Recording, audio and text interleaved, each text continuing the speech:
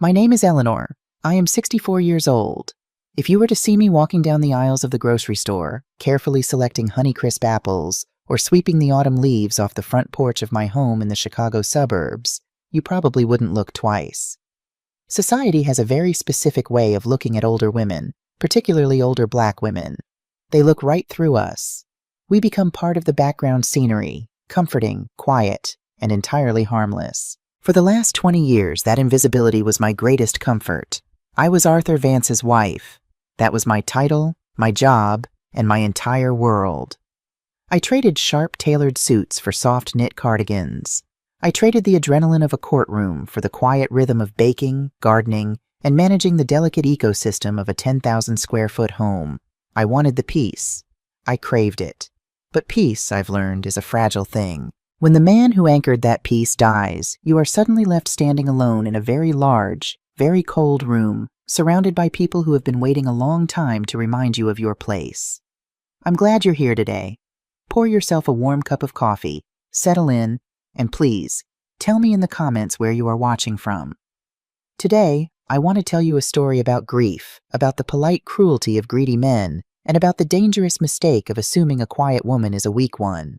2:15, The Final Days. Before I can tell you about the betrayal, you need to understand the love. Arthur was a good man. He was a white, self-made logistics magnate, 70 years old when his heart finally gave out. We had met 22 years ago at a charity gala I didn't want to attend.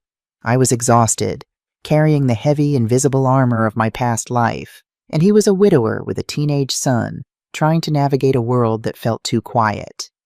We found refuge in each other. His decline didn't happen overnight. It was a slow, agonizing theft over 2 years. The man who used to lift me off my feet in the kitchen slowly became a man who needed help holding a glass of water. I didn't hire a team of full-time nurses to take over. I did the heavy lifting. I learned how to read the oxygen concentrator, how to carefully crush his beta blockers into applesauce when swallowing became too difficult. I spent countless nights sleeping in a stiff armchair beside his hospital bed set up in the living room, listening to the rhythmic hiss-click of the machines, terrified that if I closed my eyes, he would slip away alone in the dark. During those 2 years, his son, Desmond, visited exactly 4 times. Desmond was 35, impeccably groomed, and possessed the kind of effortless arrogance that comes from never having to earn your own safety net. When he did visit, he didn't sit by his father's bed and hold his hand. He stood near the doorway, shifting his weight, checking his phone, complaining about the smell of antiseptic. "You should really just put him in a facility, Eleanor," Desmond told me once, keeping his voice low as Arthur dozed.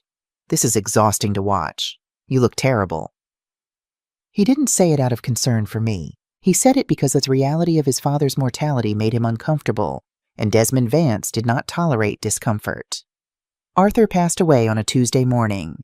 The funeral was held 4 days later. Chicago in November is unforgiving. The wind coming off Lake Michigan doesn't just chill you, it cuts right through to the bone. I stood beneath the green canvas canopy by the open grave, clutching a crumpled tissue in one hand and the arm of Beatrice, Bea, with the other. Bea had been my housekeeper, my confidant, and my closest friend for 15 years. She was a Black woman a few years older than me, with kind eyes and hands that knew the rhythm of hard work. When my knees threatened to buckle as the polished oak casket was lowered into the earth, it was Bea who held me steady. Across the rectangular hole in the ground stood Desmond. He was wearing a bespoke charcoal suit that fit him with surgical precision. The collar of his black cashmere overcoat was turned up against the wind. He wasn't crying. His eyes were dry, scanning the small crowd of business associates and distant relatives. Every so often his gaze would land on me. It wasn't a look of shared grief, it was an evaluative look, like a man assessing a piece of furniture he was planning to throw away. Standing half a step behind Desmond was Sterling Hayes. I knew Sterling by reputation long before Arthur got sick. He was a partner at one of the most expensive estate and probate law firms in the city. Sterling was tall, thin, with silver hair and wire-rimmed glasses. He had the bored, detached aura of a man who calculated human tragedy in billable hours. He didn't look at the grave at all. He looked at his phone, occasionally leaning in to whisper something to Desmond, who would nod slightly in response.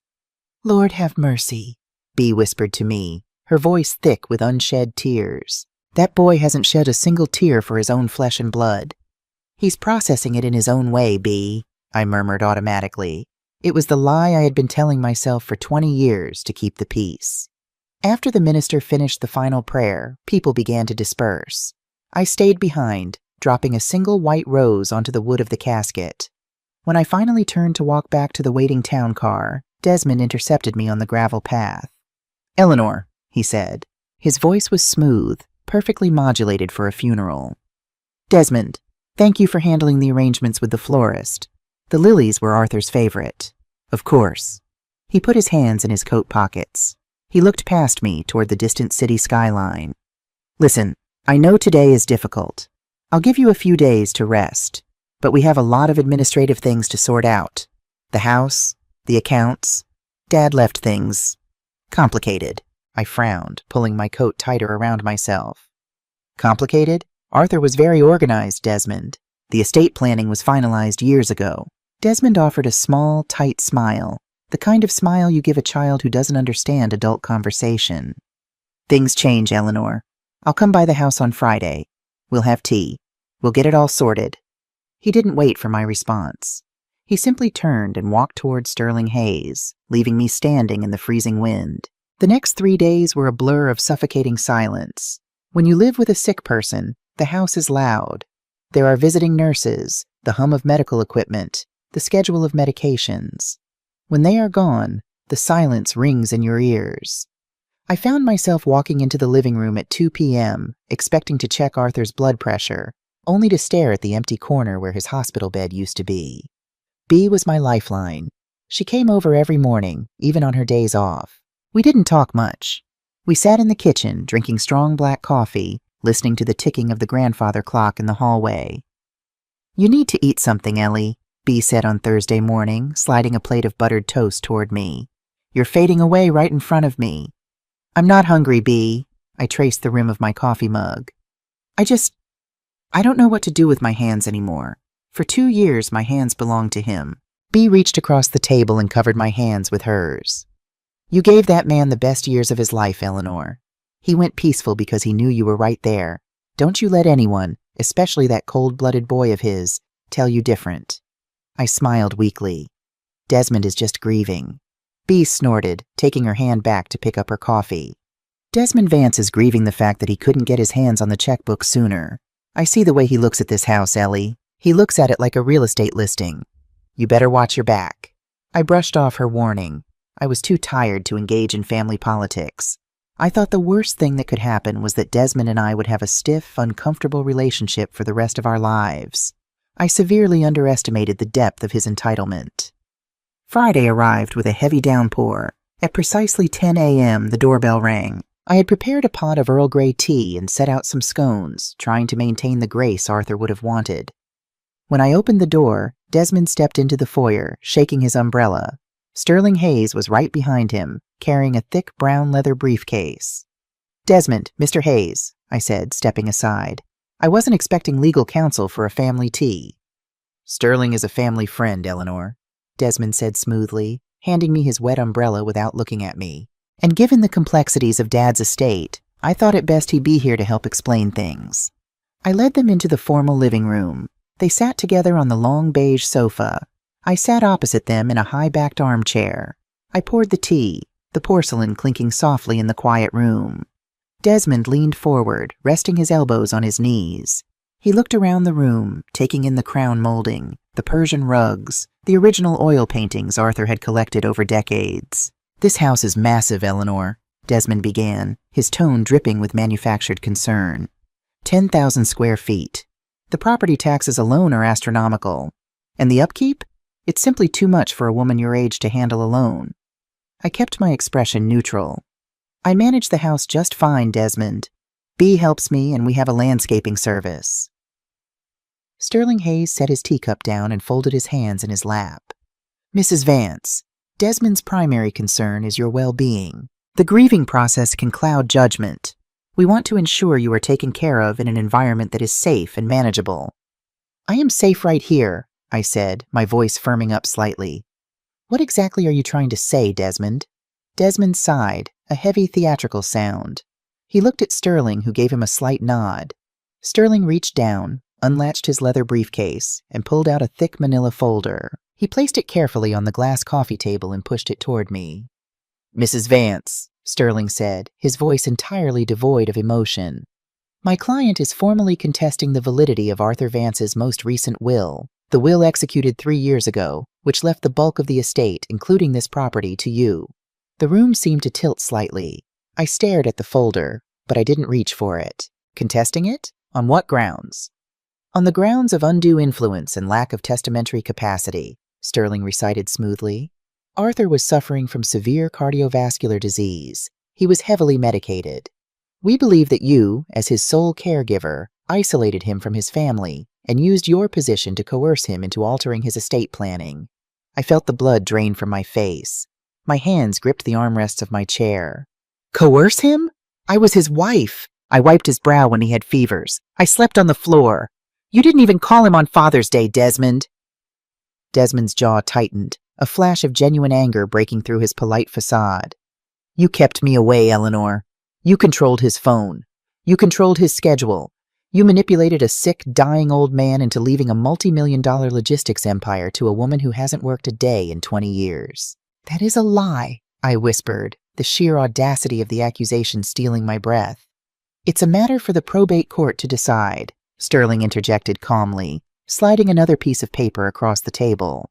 "However, given the serious nature of these allegations, we cannot allow the estate's assets to be vulnerable while the litigation is pending." 3 days before Arthur passed, when it became clear he was no longer lucid, Desmond enacted a comprehensive medical and financial power of attorney, a document Arthur signed 5 years ago. I looked at the second piece of paper. The legal jargon swam before my eyes. "What does that mean?" I asked, looking up at Sterling. "It means," Sterling said, offering that thin, cold smile, "that my client has secured an emergency injunction. The estate is now under Desmond's administrative control pending the outcome of the trial. All assets are temporarily frozen. We just want to ensure Dad's legacy isn't squandered, Eleanor. You understand." Desmond stood up, buttoning his suit jacket. "We found a lovely assisted living community in Scottsdale, Eleanor. I'm willing to pay the first 6 months' rent out of my own pocket. You have 30 days to vacate this property." They didn't shout. They didn't break anything. They just politely dropped a bomb on my entire existence, drank their tea, and walked out the front door. After the front door clicked shut behind Desmond and Sterling, the house felt impossibly large, like a cathedral emptied of its congregation. I stood in the foyer for a long time, listening to the rain lash against the leaded glass windows. I walked back into the living room. The teacups were still warm. The manila folder sat on the glass coffee table, an ugly, jagged thing interrupting the carefully curated peace of my home. I reached out and touched the edge of the thick parchment paper. Emergency injunction. Temporary restraining order on estate assets. Petition to invalidate last will and testament. The legal terms didn't frighten me. What frightened me was the meticulous, quiet violence of what Desmond had just done. He hadn't come here to argue. He had come here to inform me that I was already bleeding out, and he was just waiting for me to pass out from the blood loss. I needed a lawyer. Not just any lawyer. I needed a litigator who could go toe-to-toe with Sterling Hayes. Sterling was a shark who billed $800 an hour. To even get a meeting with someone of his caliber, I would need a retainer of at least $50,000. Arthur had always been a protector. 5 years ago, when his heart first started showing signs of failure, he insisted on setting up a private, high-yield savings account solely in my name at the First National Bank of Chicago. "Just in case, Ellie," he had said, kissing my forehead. "I don't want you ever having to ask anyone for permission to buy groceries or pay the light bill." There was over $200,000 in that account. It was my safety net. I went upstairs, changed out of my cardigan into a structured wool blazer, picked up my leather handbag, and drove downtown through the pouring rain. The downtown branch of First National smelled of polished granite, wet umbrellas, and old money. I walked past the tellers and approached the glass-walled office of Richard Davis, the branch manager. Richard was a man Arthur and I had shared dinner with on multiple occasions. He knew my favorite wine. He knew the names of Arthur's favorite golf courses. When Richard saw me standing outside his door, he didn't smile. He didn't stand up to greet me. He looked at his computer screen, swallowed hard, and slowly motioned for me to come in. "Eleanor," he said, his voice tight, lacking its usual warmth. I was hoping you wouldn't come down here today. I am so deeply sorry about Arthur. I sat in one of the plush leather chairs opposite his desk. Thank you, Richard. I appreciate that. But I'm here because I need to make a wire transfer from my personal savings account. I need to retain legal counsel. Richard closed his eyes for a brief second. He took a handkerchief from his pocket and dabbed his forehead. Eleanor, I can't do that. I frowned, adjusting the strap of my handbag on my lap. I'm not asking to touch the joint checking accounts, Richard. I know those are frozen in probate because Desmond is contesting the will. I am asking to withdraw from my individual savings account. The one ending in 4409. It's solely in my name. Richard leaned forward, clasping his hands tightly together on his desk. He looked miserable. Eleanor, Sterling Hayes filed an ex parte motion yesterday afternoon. They didn't just freeze the joint accounts. They placed a hold on your personal savings account as well. The air in the room suddenly felt very thin. On what grounds? That account is mine. On the grounds of commingled funds, Richard explained gently, though the words hit like physical blows. Desmond's legal team argued that since you haven't held formal employment in 20 years, the initial seed money and all subsequent deposits into that account originated from Arthur's corporate holdings. They are claiming those funds are part of the contested estate and that you might attempt to squander or hide them before the trial. I stared at him. They think I'm going to steal my own money. They are protecting the estate's assets under the medical and financial power of attorney Desmond enacted just before Arthur's passing, Richard said, quoting the legal doctrine with the hollow tone of a man reading a hostage script. The judge granted a temporary freeze until ownership can be definitively proven in probate court. I am legally barred from authorizing any withdrawals, Eleanor, even for $100. If I do, I'll be in contempt of a federal court order. I opened my purse. I pulled out my wallet and counted the cash inside. I had exactly $42.75. Desmond knew this. Sterling Hayes knew this. They had mapped out my entire financial existence and systematically cut every single wire. They knew that if I couldn't access my money, I couldn't hire a lawyer. If I couldn't hire a lawyer, I would be forced to face Sterling Hayes alone in a courtroom. It would be a slaughter. I would lose the house. I would lose Arthur's legacy. I would be left with nothing but a suitcase and a bus ticket to a cheap assisted living facility. I'm sorry, Eleanor, Richard whispered, looking down at his desk. My hands are completely tied. I know, Richard, I said softly. I stood up, smoothing the front of my blazer with trembling hands. Thank you for your time. I walked out of the bank and into the cold Chicago rain. I didn't open my umbrella. I just let the icy water hit my face, hoping it would wake me up from this nightmare. I got into my car, shut the door, and locked it. The silence of the sedan was absolute. I gripped the leather steering wheel until my knuckles turned white, and for the first time since Arthur died, I broke down. I wept. I wept for the man I had loved, the man who had died believing he had protected me. I wept for the sheer, suffocating unfairness of a system designed to crush people who don't have the capital to defend themselves. After 10 minutes, the tears stopped. I reached up and adjusted the rearview mirror. I looked at my own reflection. I saw a 64-year-old black woman. My natural hair, heavily streaked with silver, was damp and flattened against my forehead. My eyes were red and swollen. The lines around my mouth, carved by 20 years of smiling at Arthur's jokes, suddenly looked like scars of exhaustion. Society looked at this face and saw a victim. Desmond looked at this face and saw an uneducated, vulnerable old woman who would fold under pressure. I stared into my own dark brown eyes. Deeper than the grief. Deeper than the exhaustion. Is that who you are? I asked myself in the quiet car. Are you just Arthur's widow? Are you going to let a spoiled boy who embezzled his father's love bully you out of your own home? A memory flickered in the back of my mind. It was a memory from 1998. The smell of cheap coffee in a federal building. The weight of a thick blue legal binder in my hands. The sound of a corrupt Wall Street banker weeping on the witness stand after I had systematically dismantled his alibi over 4 grueling hours of cross-examination. My breath hitched. My hands slowly uncurled from the steering wheel. I wasn't just Arthur Vance's wife. I had chosen to be his wife because I loved him. But before I was his piece, I was something else entirely. I had spent 15 years building a career that terrified men much smarter and much more dangerous than Desmond Vance. I started the engine. The heater blasted warm air over my damp clothes. I didn't drive toward a cheap lawyer's office to beg for pro bono representation. I drove home. When I pulled into the driveway, the 10,000 square foot house didn't feel like a tomb anymore. It felt like a fortress, and it was my fortress. I walked through the front door, bypassed the kitchen, and climbed the sweeping mahogany staircase to the second floor. I walked down the long hallway, pulled the cord to lower the attic stairs, and climbed up into the dusty, silent space beneath the roof. The attic smelled of old wood and mothballs. In the far corner, beneath a canvas tarp, sat a heavy, brass-bound cedar chest. I hadn't opened it in almost 2 decades. When Arthur and I got married, I had packed away my old life, wanting a clean slate, wanting a home devoid of the darkness I used to prosecute. I knelt on the dusty floorboards. I took a small brass key from a chain around my neck, a key Arthur had insisted I keep, even when I told him I'd never need it again. The lock clicked open with a sharp, heavy snap. I lifted the lid. The scent of aged paper and binding glue wafted up. Inside were the remnants of Eleanor Carter. I reached in and pulled out a heavy wooden plaque.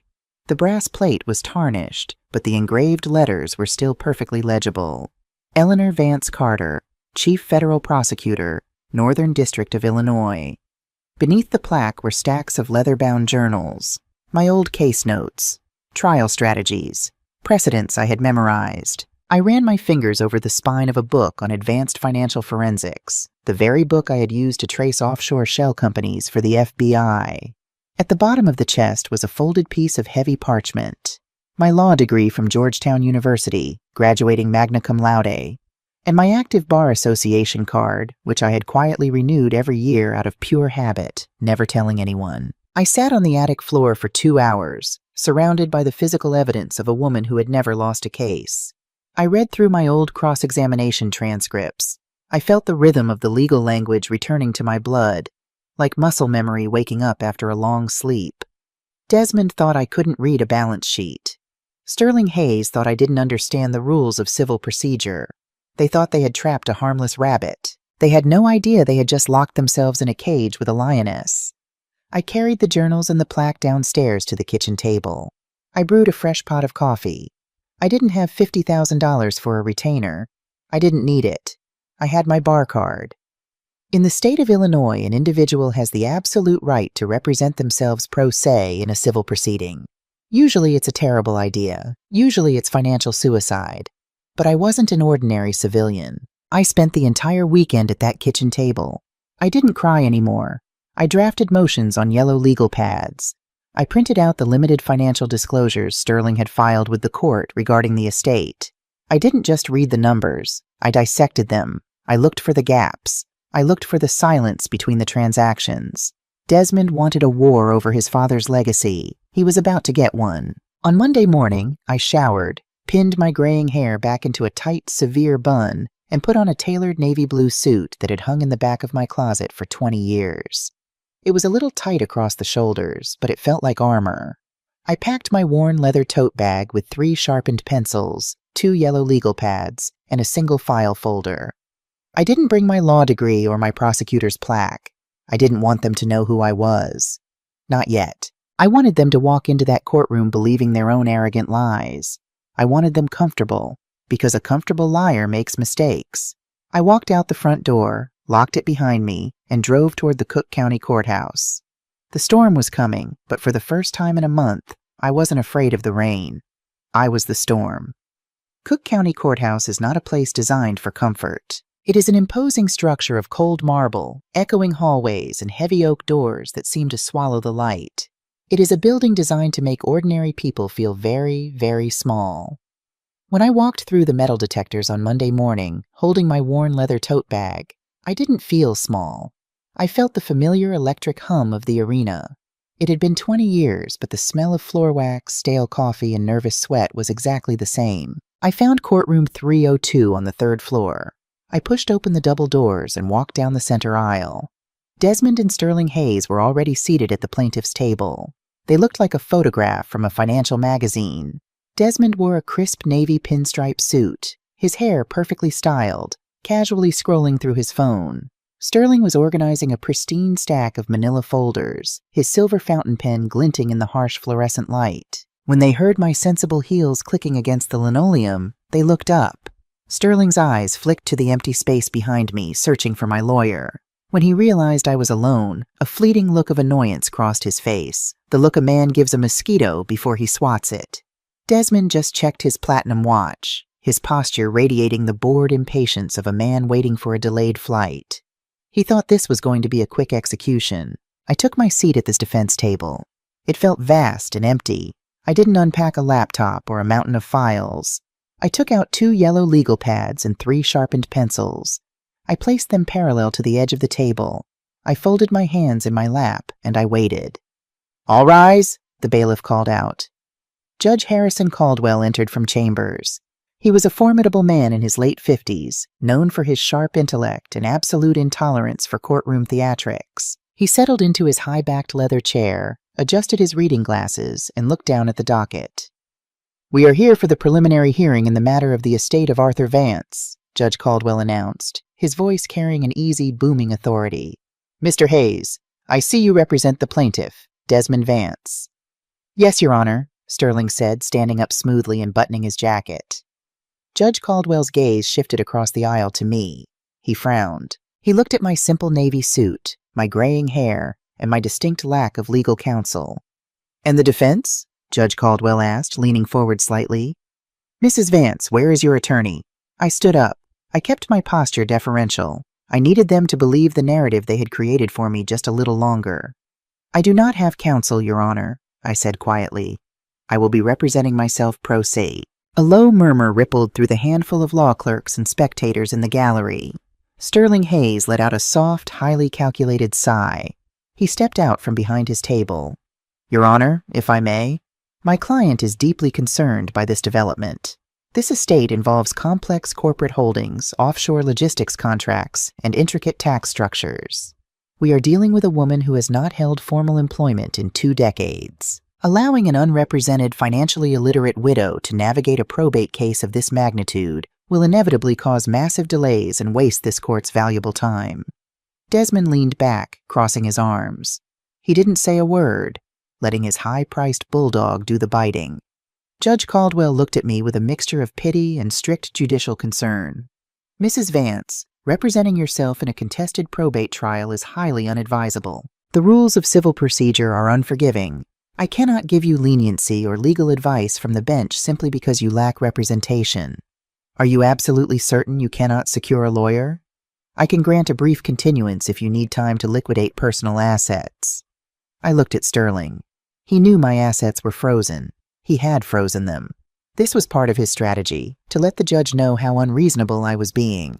"I am certain, Your Honor," I replied softly, keeping my eyes fixed on the bench. "I am prepared to proceed." Judge Caldwell pressed his lips together, clearly unhappy, but he nodded.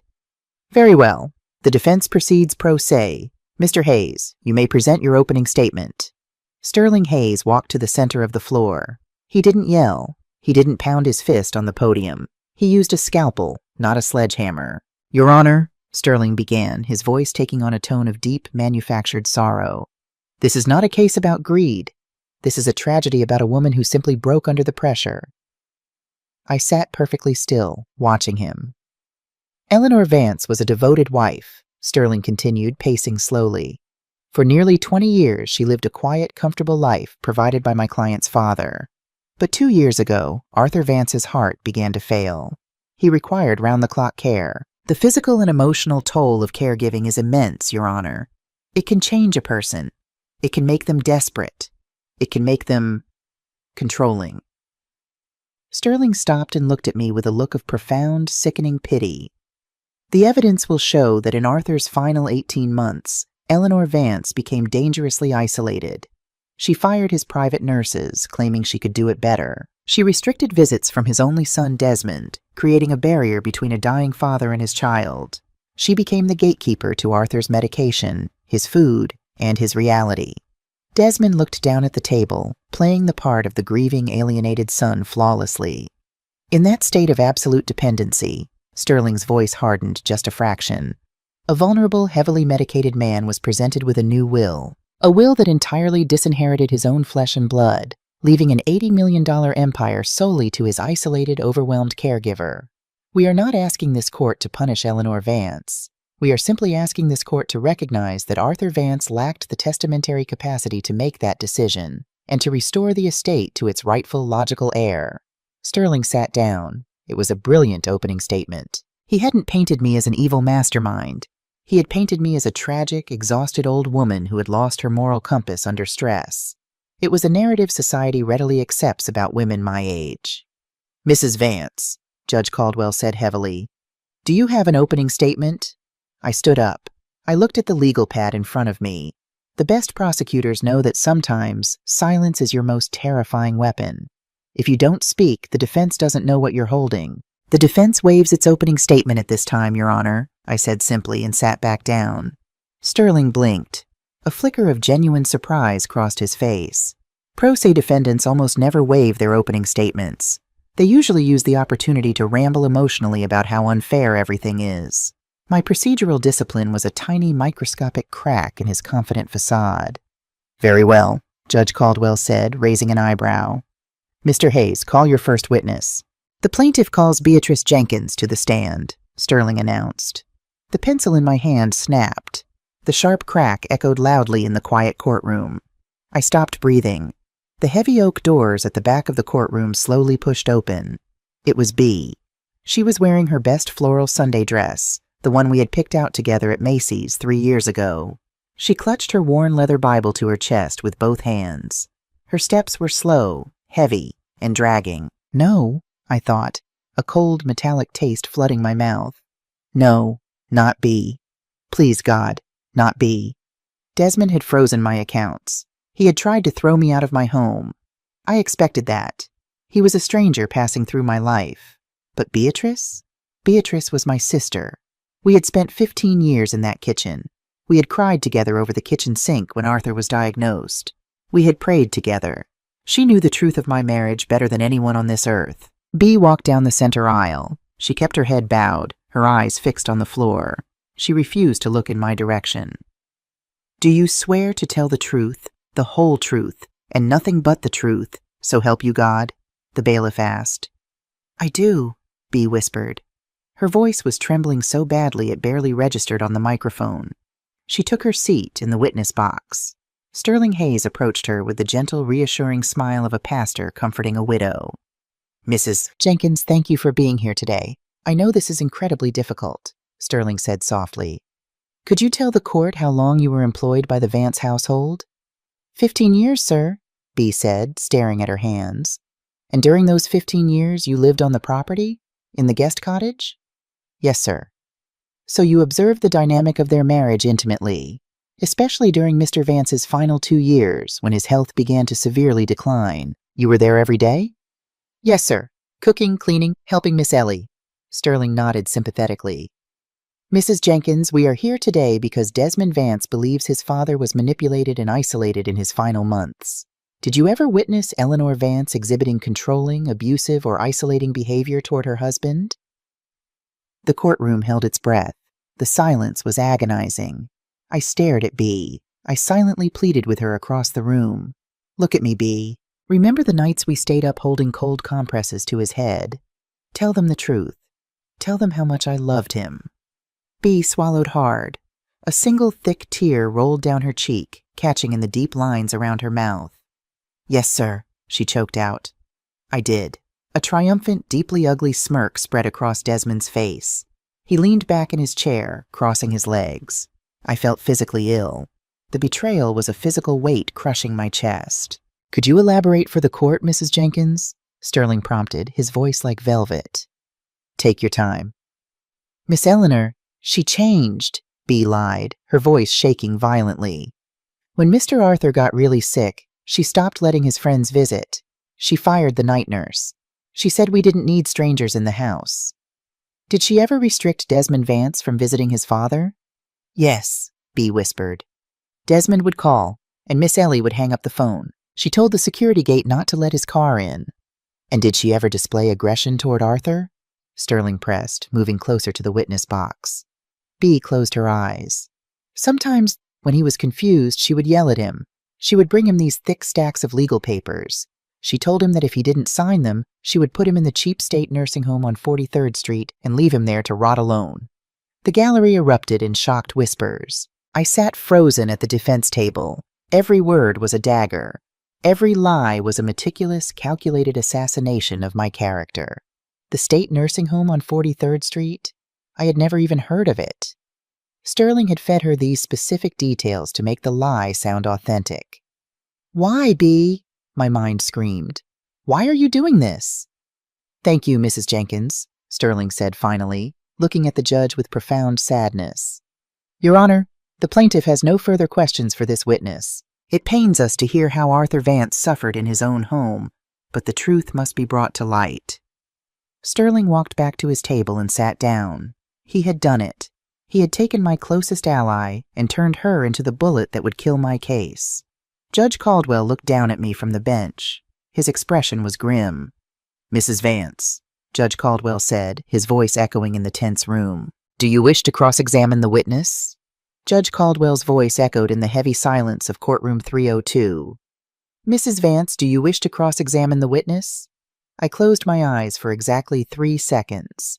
In the darkness behind my eyelids, I didn't see Beatrice, the woman who had just driven a knife into my back. I saw the fear in her posture. I saw the way her knuckles were white from gripping that Bible. I knew human nature. I had spent 15 years dissecting it on witness stands across the state. A woman like B, God-fearing, loyal, and deeply principled, does not commit perjury in a federal courthouse unless a gun is being held to the head of someone she loves more than her own soul. Desmond hadn't just bought her off. He had broken her. The grief that had been paralyzing me for a month suddenly evaporated. It was replaced by a cold, sharp, and absolute clarity. The iron prosecutor woke up. I opened my eyes. The tears were completely gone. "Yes, Your Honor," I said. My voice was no longer the soft, hesitant whisper of a grieving widow. It was measured, resonant, and unnervingly calm. I stood up. I didn't take my yellow legal pad. I didn't need notes. I stepped out from behind the heavy wooden defense table, smoothed the front of my navy blazer, and walked toward the center of the room. The rhythmic click-click-click of my heels against the marble floor was the only sound in the courtroom. Sterling Hayes frowned, shifting in his leather chair. Desmond sat up a little straighter, his confident posture wavering just a fraction. I stopped 6 feet away from the witness box. I clasped my hands loosely behind my back. "Hello, B," I said quietly. B flinched as if I had struck her. She couldn't lift her chin. "Hello, Miss Ellie." "B, you just testified under oath that on the evening of Tuesday, October 12th, you heard me screaming at Arthur in his study. You testified that I threatened to put him in a state facility if he didn't sign a new will. Is that your testimony?" "Yes," she whispered to her lap. "You stated you were in the kitchen preparing dinner, meatloaf, Arthur's favorite, when you heard this." "Yes, Miss Ellie." I nodded slowly, tilting my head. "B, you and I designed that kitchen together during the remodel 5 years ago, didn't we? Do you remember the insulation we chose?" Sterling Hayes stood up instantly. "Objection, Your Honor. Relevance? We are not here to discuss home renovations." "Sustained," Judge Caldwell said, looking at me with a warning in his eyes. "Mrs. Vance, please get to the point." "The point, Your Honor, is physics," I said smoothly, not taking my eyes off B. "B, the study is on the 2nd floor, in the far east wing of a 10,000-square-foot house. The kitchen is on the 1st floor, in the west wing. There are exactly 4 solid oak doors, a carpeted staircase, and 70 feet of hallway between them. During the remodel, we specifically paid for acoustic drywall so Arthur wouldn't be disturbed by the kitchen blender while he was working." B's breathing hitched. "So I ask you again, B," I said, my voice cutting through the air with surgical precision. "If I were screaming in that study, a person standing in that soundproofed kitchen couldn't hear a fire alarm, let alone a conversation. How exactly did you hear me?" B looked up, absolute panic flashing in her eyes. She glanced at Sterling. Sterling's jaw tightened. I must have been in the hallway bringing up laundry," B stammered, her hands trembling violently. "Ah, the laundry," I said, taking one deliberate step closer. "But B, October 12th was a Tuesday. In 15 years, you have never done laundry on a Tuesday. Tuesdays are your days to take the train to Oak Park to visit your sister. In fact, you weren't even in the house on the evening of October 12th. You didn't return until Wednesday morning." "Objection! The defendant is testifying," Sterling barked, his face reddening. "I am establishing a timeline of physical impossibility, Your Honor," I fired back instantly, my tone commanding enough that Judge Caldwell raised an eyebrow but waved me on. "Overruled. Proceed, Mrs. Vance." I leaned my arms gently on the wooden rail of the witness box. I lowered my voice so only B, the judge, and the court reporter could hear the intimacy in it. "Look at me, Beatrice," I commanded softly. Slowly, agonizingly, she lifted her head. Her eyes were red and swollen, brimming with terror. "You love Arthur. You love me," I said, stripping away the legal posturing. "You are holding a Bible. You would not damn your soul for Desmond Vance unless you had no other choice." "Objection, badgering the witness!" Sterling yelled. I ignored him completely. My eyes locked onto B's. "How is your nephew, Kevin?" B let out a sharp, guttural gasp.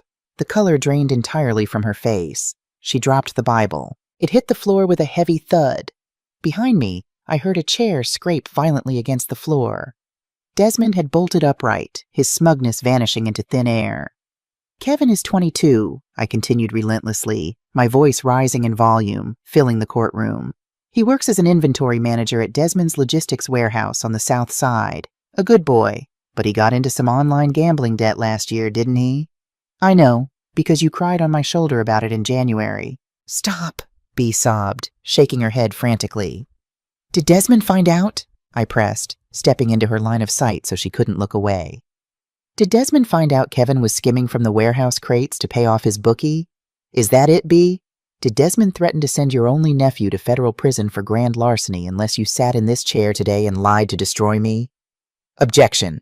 Your Honor, this is outrageous." Sterling Hayes was screaming now, waving his arms, his professional composure completely shattered. "These are baseless, defamatory accusations from a desperate housewife." "I didn't want to, Ellie," B wailed, breaking down completely, her cries echoing off the high ceilings. She covered her face with her hands, rocking back and forth. "He showed me the security tapes. He said he'd ruin Kevin's life. He said if I just said what his lawyer told me to say, he'd wipe Kevin's debt clean." "I'm sorry, Ellie. Lord forgive me, I'm so sorry." Total chaos erupted in the courtroom.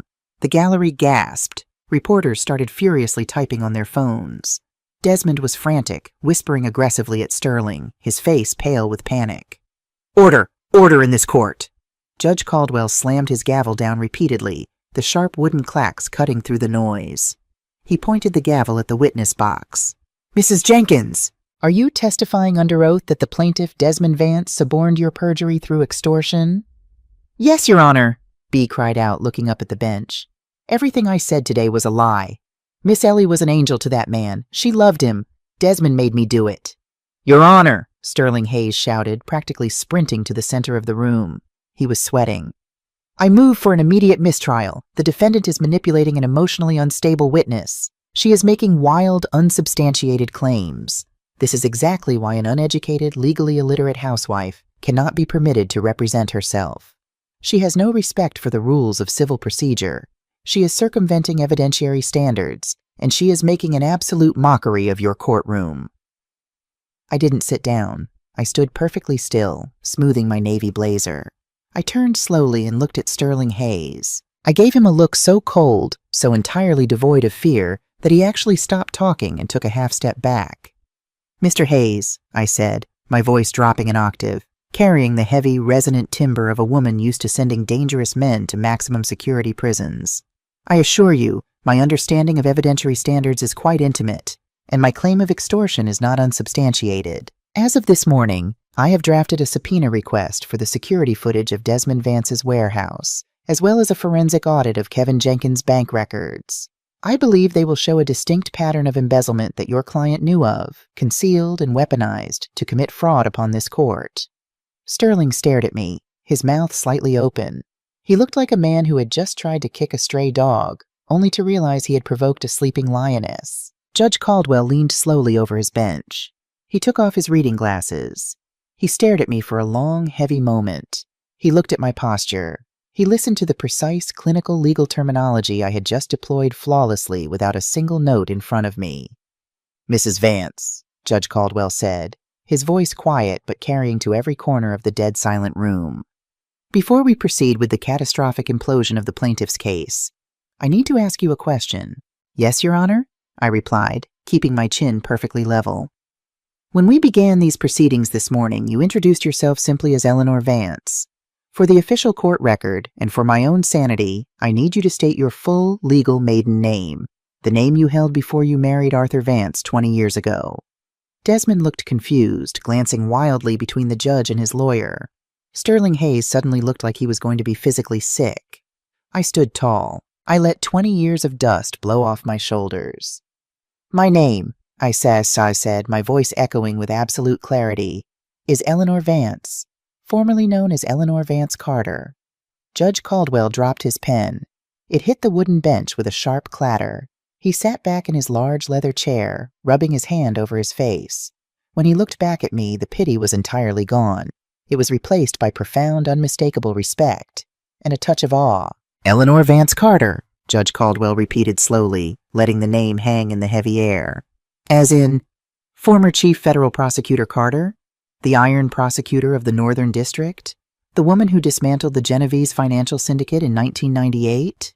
Yes, Your Honor, I replied simply. I retired early to care for my family. The silence in the courtroom was absolute. You could have heard a pin drop on the carpet. Desmond stumbled backward, hitting his chair. What is he talking about? Sterling, what is he talking about? She's just a housewife. She's a nobody. Sterling Hayes didn't answer him. The high-priced, arrogant lawyer was staring at me with wide, terrified eyes. He knew exactly who I was. Every lawyer of a certain age in Chicago knew the name Eleanor Carter. I hadn't just practiced law. I had been a terror to white-collar criminals across the Midwest. I had a conviction rate of 96%. I turned my head slowly and locked eyes with Desmond. You made a mistake, Desmond, I said, my voice soft but laced with pure steel. You thought because I wore a cardigan and baked pies, I had forgotten how to gut a liar on a witness stand. You thought you could freeze my bank accounts and starve me out. But you forgot one crucial thing. What? Desmond stammered, shrinking back into his chair. I didn't need Arthur's money to fight you, I said, a predator finally showing her teeth. I just needed a courtroom. When I unlocked the front door of my house that evening, the air inside felt different. For a month, this 10,000-square-foot mansion had felt like a mausoleum. Now it felt like a command center. I didn't turn on the television. I didn't pour a glass of wine. I walked straight into the kitchen, brewed a pot of the strongest black coffee I had, and carried it upstairs to Arthur's study. Arthur was a brilliant, old-school businessman. He didn't trust cloud storage, biometric passwords, or corporate servers for the things that truly mattered. When I had asked him, years ago, what I should do if anything ever happened to him, he had kissed my temple, pointed to the wall, and said, "Look behind the city we built, Ellie." I walked over to the large framed vintage map of Chicago hanging behind his heavy mahogany desk. I gripped the ornate wooden frame, lifted it off its heavy brass hooks, and set it carefully on the floor. Behind it, flush with the dark oak paneling, was a small steel wall safe. I inputted our wedding anniversary. The heavy locking mechanism clicked open with a satisfying metallic thud. Inside the dark cavity lay a single battered leather notebook, its gold leaf lettering worn away by decades of use, and a small silver USB drive. The faded ledger. I took them down to the kitchen table, plugged the USB drive into my laptop, and held my breath. A video file appeared on the screen. I clicked it, and suddenly my husband was looking back at me. He was in his hospital bed in our living room. His face was gaunt, the oxygen tubes resting against his pale cheeks, but his bright blue eyes were as sharp and full of love as the day we met. "My beautiful Ellie," Arthur's recorded voice cracked. I covered my mouth, feeling a fresh wave of grief, but I forced myself to watch. "If you are watching this, it means my heart finally gave out, and my worst fears have come true," Arthur continued, taking a ragged, painful breath. "It means Desmond has come for you." He paused, looking down at his hands before meeting the camera's lens again. "I know he thinks you manipulated me. I know he probably hired some ruthless bulldog lawyer to try and bully you out of your home. But Ellie, my sweet, brilliant wife, I didn't leave you my empire because you are my wife. I left it to you because you are Eleanor Carter, and you are the only person on this earth smart enough and ruthless enough to save it. I frowned, leaning closer to the glowing screen. Save it? Arthur's logistics company, Vance Freight, was valued at over $80 million. What did it need saving from? The company is bleeding out, Ellie, Arthur confessed, answering my silent question. His voice was heavy with shame. On paper, it looks like a gold mine, but the truth is, we are drowning in massive, unexplainable debt. We are weeks away from defaulting on federal loans. If I left the company to Desmond, the creditors would strip it down to the studs, and he would end up with nothing anyway. I tried to figure it out, but I got too sick, too fast. My mind is cloudy. I can't follow the numbers anymore. He reached a trembling hand toward the camera, as if trying to touch my face. I left you everything, Ellie, because I need my iron prosecutor to dig into the books. I need you to find the rot. I'm sorry to leave you a war zone, my love, but I know you will win. The video faded to black. I sat frozen in the silence of my kitchen. Twist number 4 hit me with staggering force. Desmond wasn't fighting for an $80 million fortune. He was fighting for a bankrupt shell of a company. But why? Desmond was greedy, yes, but he wasn't stupid. Sterling Hayes certainly wasn't stupid. They had to know the company was failing. So why spend hundreds of thousands of dollars in legal fees, risk disbarment, and extort a housekeeper just to steal a sinking ship? Unless I grabbed the faded ledger. This was Arthur's personal shadow accounting, his handwritten records of the company's vital signs. I opened my laptop and pulled up the limited financial disclosures Sterling had been forced to file with the probate court. I put on my reading glasses. I opened the first page of the ledger, and for the next 9 hours, I didn't move. I tracked routing numbers. I cross-referenced offshore shell companies in the Cayman Islands with vendor payments made by Vance Freight over the last 5 years. I looked at the exact dates Arthur's health began to fail, matching them with massive unexplained hemorrhages of cash masked as logistics consulting fees. At 4 a.m., the numbers finally clicked together. The puzzle was complete, and the truth was so monstrous, it took my breath away. Desmond hadn't sued me out of grief. He hadn't sued me out of greed for his inheritance. Desmond sued me out of absolute, sheer terror. Over the last 5 years, while Arthur was battling heart disease, Desmond had been quietly embezzling company funds. He hadn't just stolen a little. He had drained nearly $42 million into an offshore account. Desmond was the reason the empire was collapsing. He had bled his own father dry. When Arthur died, Desmond knew the estate would go into probate. He knew that if I, his supposedly ignorant housewife stepmother, inherited the company, I would eventually have to hire an accountant to file the taxes. And the moment an accountant looked at those books, Desmond's theft would be discovered. He would be facing 20 years in a federal penitentiary. The emergency injunction, the forged power of attorney, the defamation lawsuit. It was all a frantic, desperate smokescreen. Desmond needed to freeze me out and gain absolute control of the estate immediately so he could bury the evidence, seal the records, and liquidate the company before anyone realized what he had done. He thought I was just an uneducated old woman he could bully into walking away. He had no idea he had just handed a $40 million federal wire fraud case directly to the former chief prosecutor of the Northern District. I closed the ledger. I took off my glasses and looked out the kitchen window. The sun was beginning to rise over Chicago, painting the sky in streaks of cold gold and bruised purple. "You wanted to go to court, Desmond," I whispered to the empty room, feeling the cold, hard steel of justice settling into my bones. "Then let's go to court." When I walked into courtroom 302 that morning, the atmosphere had completely shifted. The gallery was packed to standing room only. Word had spread through the downtown law firms overnight that Eleanor Carter had come out of retirement and was currently defending herself in a probate trial. Young lawyers, seasoned partners, and journalists were crammed into the wooden pews, waiting to see the iron prosecutor at work. Desmond looked physically ill. His skin was gray, and he was sweating through his expensive suit. He kept checking the exit doors. Sterling Hayes looked like he hadn't slept at all. His pristine arrogance had been entirely replaced by the nervous energy of a man trying to survive a sinking ship. "All rise." Judge Caldwell took the bench. He looked at the packed gallery, then gave me a brief, respectful nod before turning his stern gaze to the plaintiff's table. "Mr. Hayes, after yesterday's explosive revelations regarding your witness, how does the plaintiff wish to proceed?" Sterling stood up. He wouldn't meet my eyes. Your Honor, he said, his voice completely lacking its usual polished cadence. In light of recent emotional distress within the family, my client has decided to drop the lawsuit. We withdraw our petition to contest the will. We concede the estate to Mrs. Vance. We ask for an immediate dismissal with prejudice so these files can be sealed and this family can grieve in peace. A murmur rippled through the gallery. Desmond let out a loud, shuddering breath of relief. They were trying to cut their losses and run. If the case was dismissed and sealed, the financial records would be buried forever, and Desmond could disappear before I looked closely at the money. I stood up. I didn't rush. I smoothed my navy skirt, picked up Arthur's faded ledger, and walked to the center of the courtroom. Your Honor, I said, my voice ringing out, clear and lethal.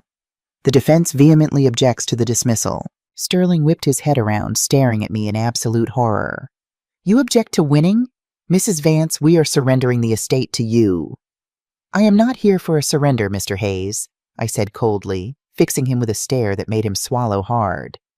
And I am certainly not here for a dismissal. I am here for a reckoning. I turned back to the judge. Your Honor, yesterday, the plaintiff entered into the public record accusations that I committed elder abuse and financial manipulation. I have the right to clear my name by presenting my evidence and calling my final witness.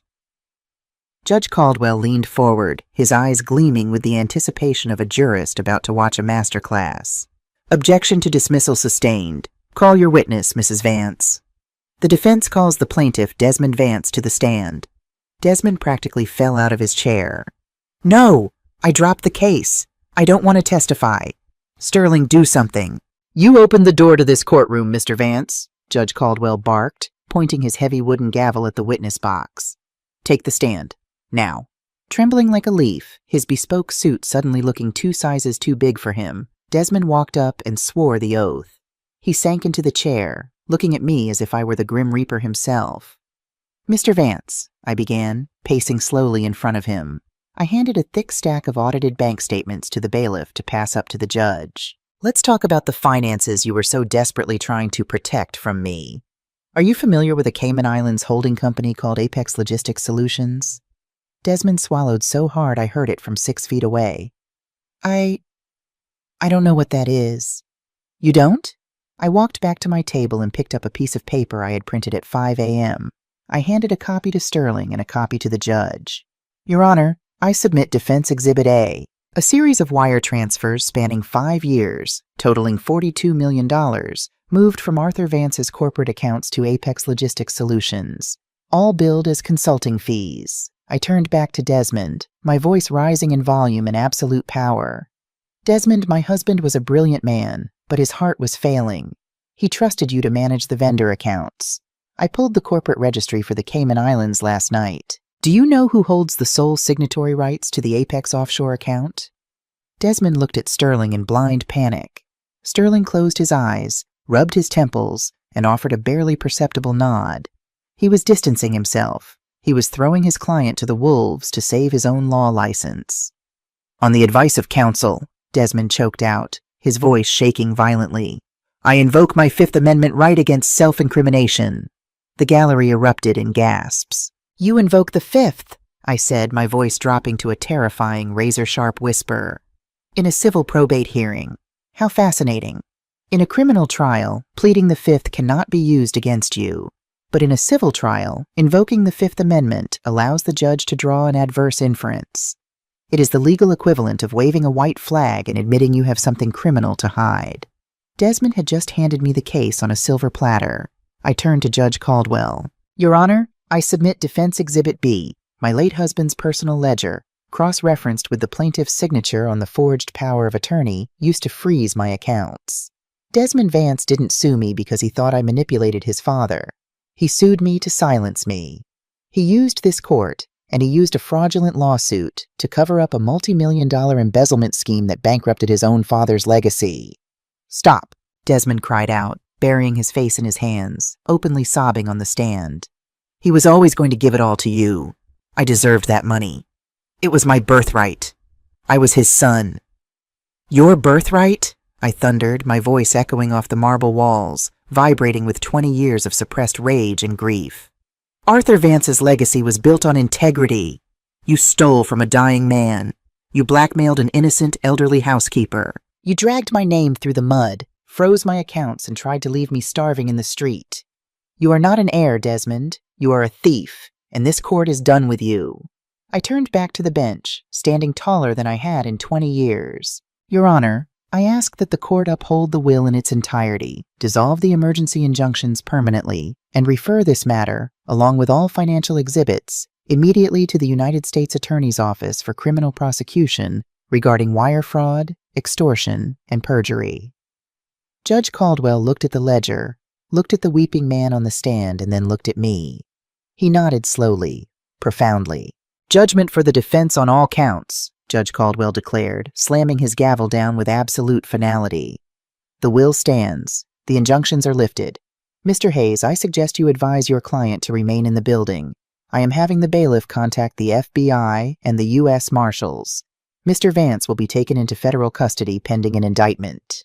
Desmond wailed as 2 armed bailiffs moved in to flank him. Sterling Hayes packed his briefcase, didn't look at his client, and practically ran out of the courtroom. I stood there in the center of the room. The gallery erupted into thunderous applause, but I barely heard it. I looked up at the high ceiling, placing a hand over my heart, feeling the steady, strong beat beneath my ribs. We did it, Arthur, I thought, letting out a long, shuddering breath. The Empire is safe. It has been 8 months since that day in courtroom 302. Desmond Vance didn't make it to trial. Faced with the mountain of forensic evidence I handed to the FBI, he took a plea deal. He is currently serving a 15-year sentence in a federal penitentiary. Sterling Hayes was stripped of his law license and is facing a disciplinary hearing from the State Bar Association for his role in submitting forged documents. As for me, I didn't go back to being a quiet housewife. With Arthur's company legally mine, I liquidated the remaining physical assets to pay off the legitimate creditors. I saved Arthur's good name, ensuring no employee or vendor was left unpaid. With the money I recovered from Desmond's offshore accounts, I didn't buy a yacht or a vacation home. I bought a small, beautiful office building downtown. Today, a polished brass plaque hangs on the front door. It reads, "The Fated Ledger Foundation, Legal Defense for Widows and the Elderly." I provide pro bono legal counsel and forensic accounting for older women whose families try to strip them of their rights, their money, and their dignity. B, completely forgiven and freed from Desmond's blackmail, runs the front desk. She welcomes every frightened, overwhelmed woman who walks through our doors with a hot cup of chamomile tea, a warm hug, and the assurance that they are no longer alone. Society loves to look at an older woman and see someone who is past her prime. They see gray hair, sensible shoes, and soft cardigans, and they assume we are weak, uneducated, or easily discarded. They mistake our chosen peace for an inability to fight. But let my story be a warning to anyone who thinks they can prey on the elderly. You never know who you are dealing with. A woman's worth does not expire with age. Our minds do not dull just because our hair turns silver. And sometimes the quietest housewives are the ones who know exactly how to burn your lies to the ground. Thank you so much for listening to my journey. If you found strength in this story, please share it with a friend, leave a like, and hit that subscribe button. Tell me in the comments, what would you have done if you found Arthur's ledger? Until next time, stay strong, know your worth, and never ever let anyone tell you that you are just anything.